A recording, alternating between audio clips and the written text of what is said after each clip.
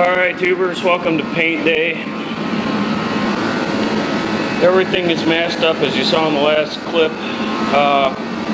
Things I need to do before I paint. I had to seam seal where the rocker meets the side body panel in the back here, which I've done.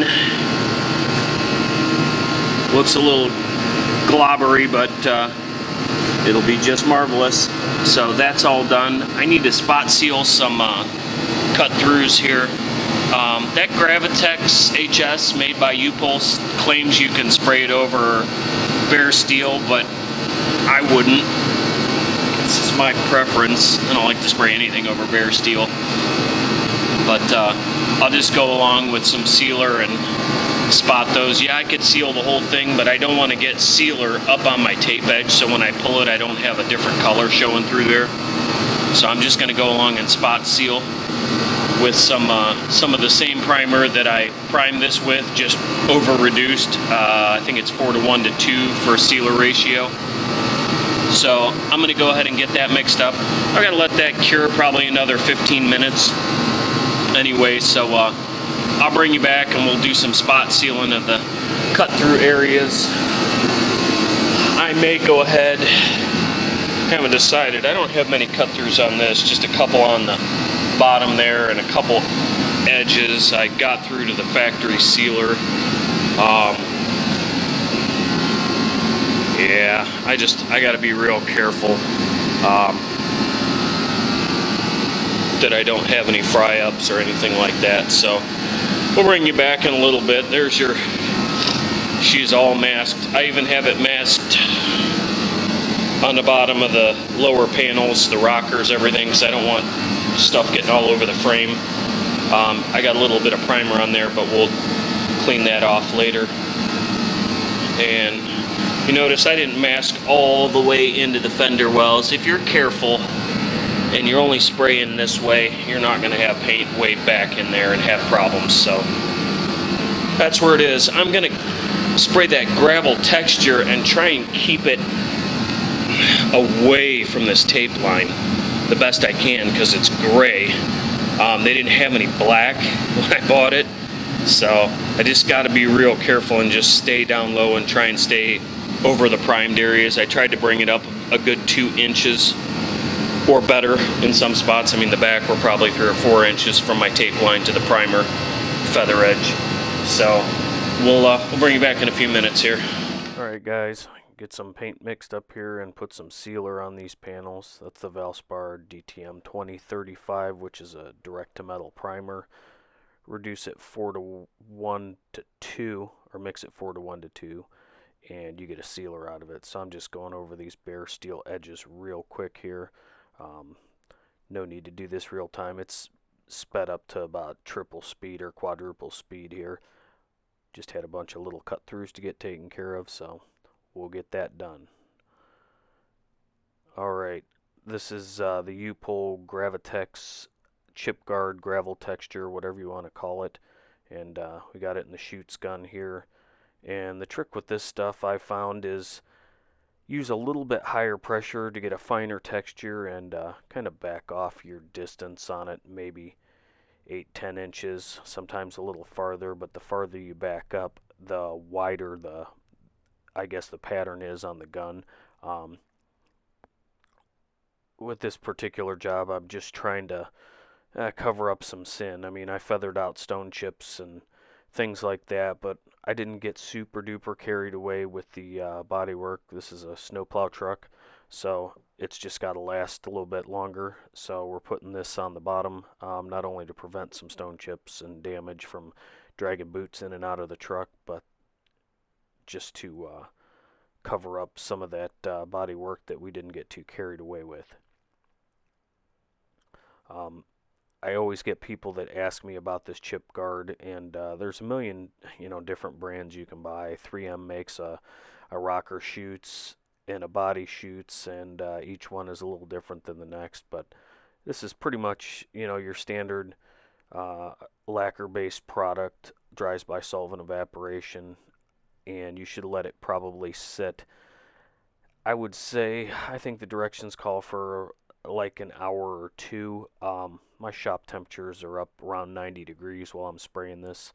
While I'm doing the voiceover here, you can't hear it, but I've got a salamander type kerosene fired torpedo heater running in the background and keeping it warm. It is winter time, so this is the time that I paint, so I struggle with keeping the temperatures up and all that, but basically this is what your texture is going to look like spraying it as I did at about 50 to 60 pounds of pressure.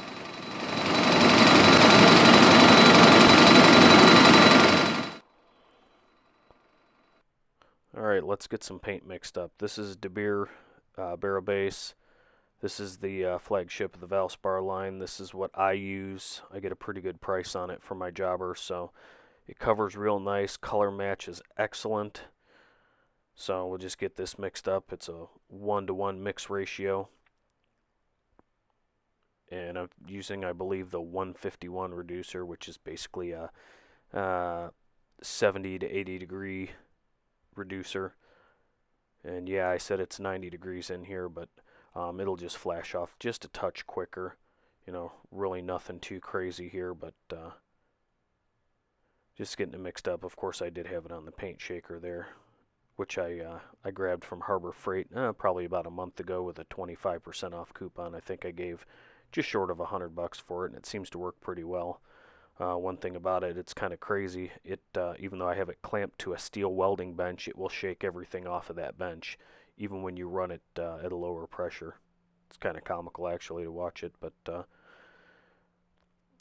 hope you guys are enjoying these kind of videos where I do the voiceover. It gets real noisy in the shop, and sometimes I like to paint with the music going up pretty loud, so you know, YouTube doesn't like that kind, and it's just easier for me to do a voiceover on it. It does take a bit of extra time, but in the long run, I think you guys might get a little bit more out of it because I can't really talk with all the noise in the shop too, whether I have the radio going or not. It's fairly immaterial. So I'll give this a good stir here, and we'll get it put in the gun. I'm going to use my newer Tecna ProLite DeVilbiss gun, 1.4 tip in the TE20 air cap. I do not have the HVLP air cap for this gun. The TE20 is a compliant air cap. I bought this gun probably earlier this year, and I probably painted a dozen cars with it. It's pretty much my dedicated base coat gun. I like it a lot.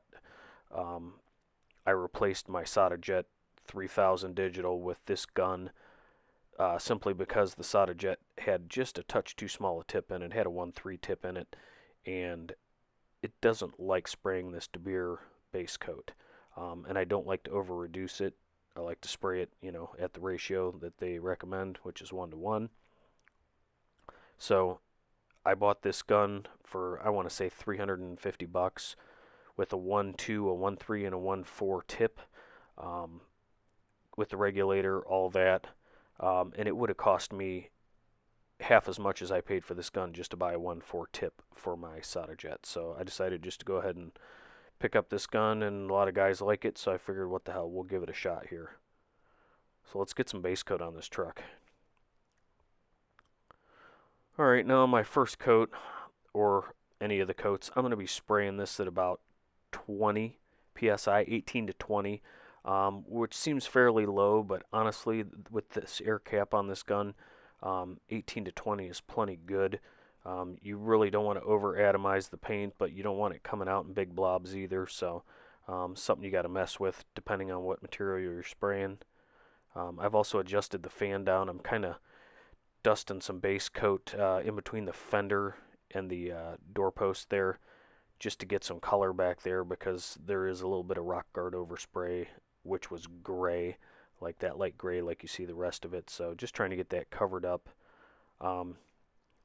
You know, this truck isn't going back to factory original. It's going to have rock guard up the sides of it, so you know, to have it in the door jamb like this probably isn't ideal. It does have a sill plate that covers it, but this is just the down and dirty way to get it covered up and eliminate having to do a lot of hand body work, I suppose, you know, with a soft pad and things like that, just trying to get it done. So go ahead and enjoy this part of the video here, doesn't take very long to get this stuff covered. It is kind of a bit of monkeying around. I have the video up, or the video, geez, listen to me. I have the Suburban up on some jack stands here, and it's still pretty difficult to get up underneath it. Trying to keep the gun and run with the length of the vehicle, so I struggle with it a little bit. I'm just real close to the ground. I could have turned the gun the other way, but you know, sometimes you think about these things after you're done painting or in the middle of it, and you decide to just keep doing what you're doing, even if it's difficult. Do what you're comfortable with.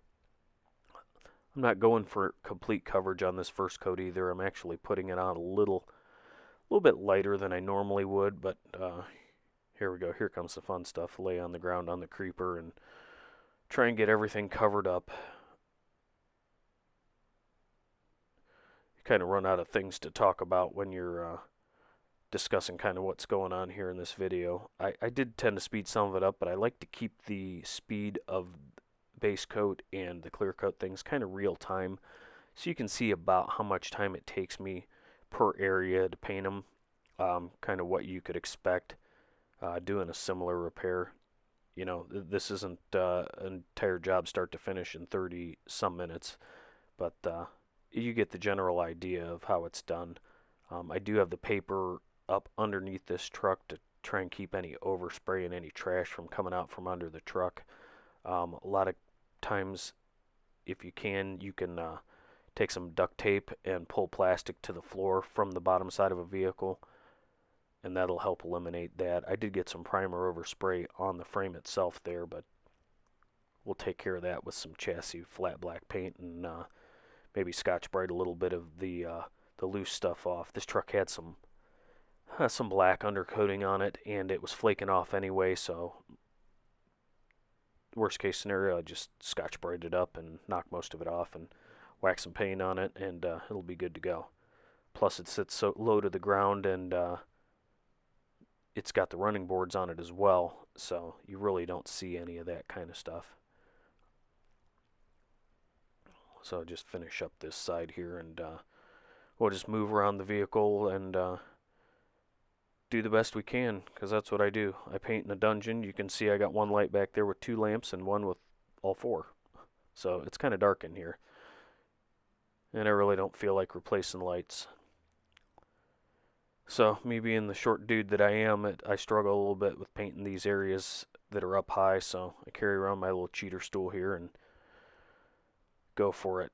Now this area on top that I'm working with, I'm really kind of putting a couple back-to-back real light coats over this area just to try and obtain some coverage.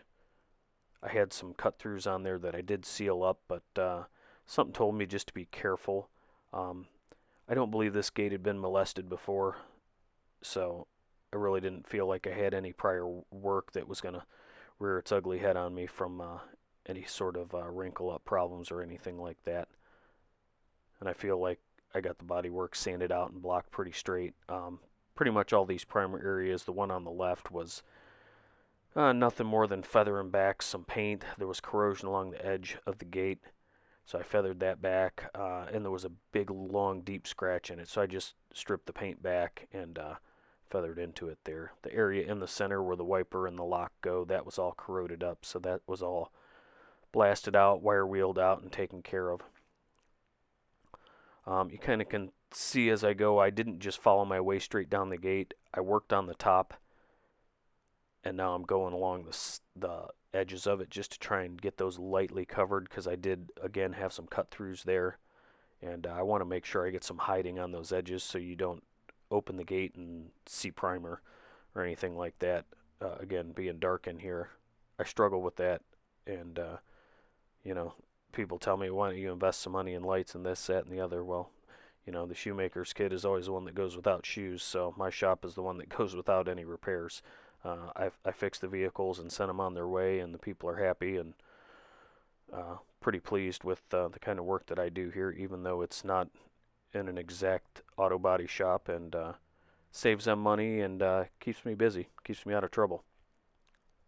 Especially now, we're not working a whole lot with the snow plowing that I do in the wintertime, so we'll just sit here in the shop and paint some shit, huh? I'm walking around like I'm lost here, but checking out to make sure I got some coverage. I didn't cover the whole gate. I focused on the body work first. So on the other side of the building. So there's the gate. It's all based. The rockers and side panels are all based. That was about 2 and what I would call maybe a half coat. The gate took 3. These really didn't need it. The first coat I put on a little too heavy, and it covered pretty quick. The De Beer paint covers quick, so it's just hard when you're covering rock guard and you haven't sealed it, because it sort of sucks up some of that paint, kind of like painting drywall that you haven't primed first. So this definitely will not be as shiny as the rest of the truck because of the texture on it, but you can see, I think it was a good thing I papered the bottom of those rocker panels. So I contemplated, I've done this both ways before. When you rock guard something, it might be hard to see, but you'll get a few smaller speckles up toward your tape line since you're trying to concentrate down lower. But I mean, the stuff kind of comes out like a turd bomb out of the chutes guns. So what I'll do, if there's any gray showing, rock guard is a lacquer based product. So you could take, after you pull your tape tomorrow, after this is all cured, be real careful because the clear is going to bridge that tape a little bit. So try an inconspicuous area first, or pull it immediately after you're done, one of the two. If there's any of that gray rock guard showing, you can take lacquer thinner and wipe that edge, and that will go away. You just want to make sure your clear is good and cured up. It's dark on the other side. I'm not moving the light back and forth just to show you, but I only showed you one coat of base because it gets boring watching me struggle around on the floor on a creeper. Although some of you might get a kick out of it. I get tired of moving the light and the camera stand for you. But I think this all turned out real good. It's going to look a little weird because the doors aren't rock guarded, but we may end up doing that later on. If they decide they want to clean the door bottoms up, and then we'll just rock guard to that level. You could always, I suppose, put a thin pinstripe that's dark, similar to the body color, like a dark silver, or this is almost a dark argent. Forget what the name of it is. But it's funny, it looks wet right there, but it's not. After putting on multiple coatings like this, I like to let this set about an hour before I clear. And this is the temperature in the shop. 84 degrees and 35% humidity. So we got no temperature issues in here today. It's 50 degrees or 45 outside. I'll bring you back when it's clear time. I only got about 40 minutes worth of battery left, so we'll talk to you in a few. alright, clear coat time here, fellas and gals. Iwata LPH 400 with the 1.4 tip, and we're shooting at about somewhere between 16 and 18 pounds. I try and show you guys here, but the camera's kind of hiding in the shadows, so it's hard to see. And we're going to go ahead and whack a first coat on this. One thing about it, you don't want to get real carried away pounding it on to this gravel texture, because in my experience, which is limited, you can kind of get lost with what you've got covered and what you don't, because it doesn't gloss up the same as a flat panel would. So just get some clear on it for protection. It's never going to be flat due to the texture, so you just want the UV protection on that base coat so that you don't have issues down the road. Now this gun, I have the orange LVX Extreme base coat cap, which is the one for spray and base coat, but a lot of guys spray it for clear coat as well. I also have the silver tip, but I had a couple guys recommend giving the orange one a try.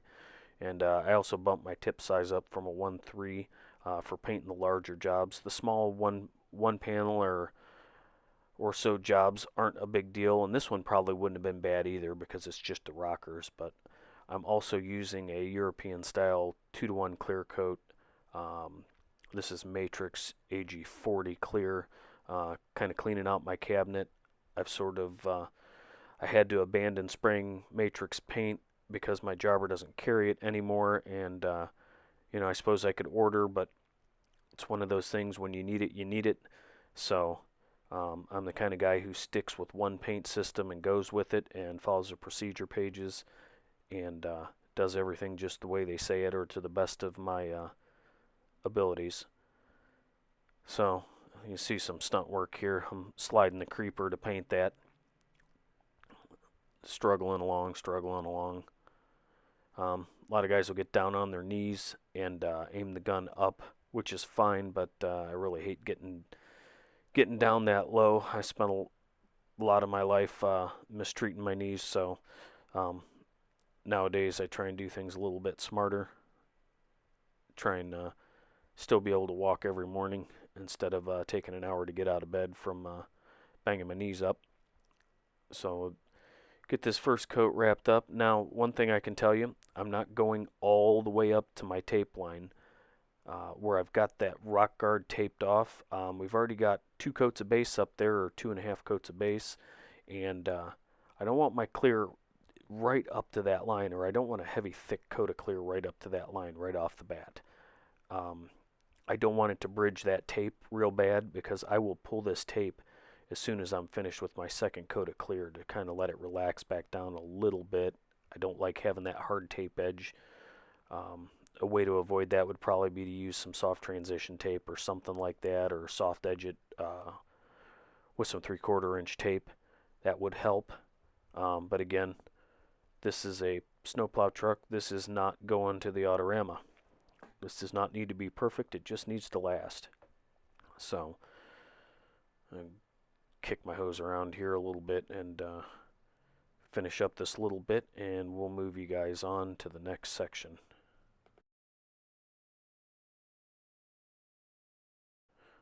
Alright, here we go. Clear coat on the gate. This is where I want to lay it out. So I'll climb up my cheater stool here and try and get this top edge done first. I'm pretty close to the ceiling here. I gotta kind of watch I don't smack the cup on the paint gun on that light above it there. I'm only about 6 inches of space between the top of that truck and that light. So I'm trying to gloss this up pretty good. You know, don't have real great technique here. I'm just doing what I can see because it's kind of shadowed up here, and I want to get it slick, even though the back door glass covers all of that all of the time. I just want to get it looking nice and get down to where I can stand on the floor and actually lay out the rest of this thing and make it look pretty good. I'm not going for a perfect slick finish on this one either. I'm trying to match the peel a little bit on the sides of it. This is pretty much my favorite clear gun. I have not used the Techno yet for a clear coat gun, but I may try it here on some upcoming projects. As some of you guys who follow me regularly know that I've had some internet problems, so I haven't been able to upload from home, so had to go somewhere else to use the internet where we have a little bit better speed. So these videos that you're watching here that go up through this part of the Suburban job are like a month old at this point. I just sort of, with the holidays and everything, gave up on trying to get it uploaded until I had a few more minutes. So we're getting the edges cut in here, and we'll get ready to lay some clear down, make it sexy, or as sexy as it's going to look for a snowplow truck. Trying to avoid having to buff here. I have all the badges off of this truck, so it wouldn't be that big of a deal to run a piece of the Tolex 2500 grit over this on the DA after sitting for a couple days and curing up. One thing I like to do, if I got one that I cobbled up or got a bunch of trash in it, I will wait till the next day, and I'll go along with one of those film discs, and I will DA it real quick, and then I'll let it set for a couple of days. Without accelerator in this clear, I didn't have any, so I was concerned it may not through dry that well. It wasn't too bad outside, but it gets down in the 60s in this shop at night. So with my wood furnace that I have outside. I usually stoke it before I leave, and I'll run the torpedo heat and the exhaust for a little over an hour before I will take off for the evening with this, to try and evacuate as much of the solvent out of the building so this stuff can start to breathe and cure up. But it still takes a couple of days, especially for a high solids clear like this one, to cure up enough where you can actually buff it and the scratches don't come back the next morning. When you buff on them early like this, like what I usually do if I nib some trash out or I get aggressive and have to sand out a bunch of orange peel, scratches usually will come back. So you just got to be careful and give it some time if you can. Let it cure up. Again, chasing my shadow here, trying to make sure I got it, but it looks good. Alright, we're just going to show you putting the last coat of clear on this gate. I'm going to whack some music here in for you guys so you don't have to listen to me jabber on anymore. So hope you enjoyed so far.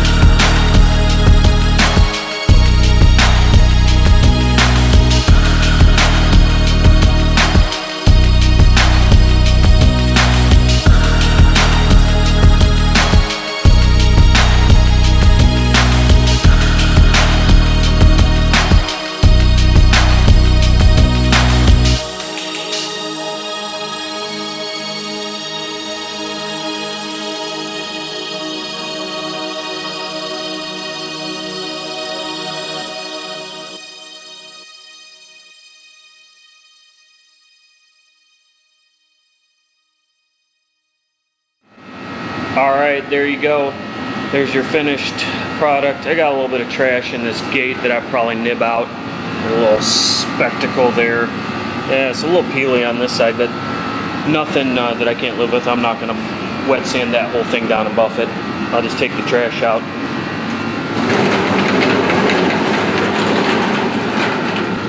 See if I can get you guys some light over here. Of course, the color looks like it's wrong, but we actually matched it with the photospectrometer and a color spray out, and it's right. It just looks stupid because it's got the gravel texture underneath it, so it's a different color, but it's close enough that it looks good. And I did pull the tape off already. We're only about half an hour out of painting this. I pulled all the tape off those edges so that we wouldn't have any white edges showing through or gray. I don't really think I have any. I mean, there's a little dust on the edge of it there, but nothing that I can't live with. I was worried that some of that got up underneath it, but here's you can see how dirty the side of the truck is, and I still got double-sided tape from the fender flares on there. Not a big fan of the line, but it's what we had to do on this one, so there you guys go. Alright, well, I'm going to get this place cleaned up, and I'm going to head out of here, so we'll talk to you guys soon. See ya.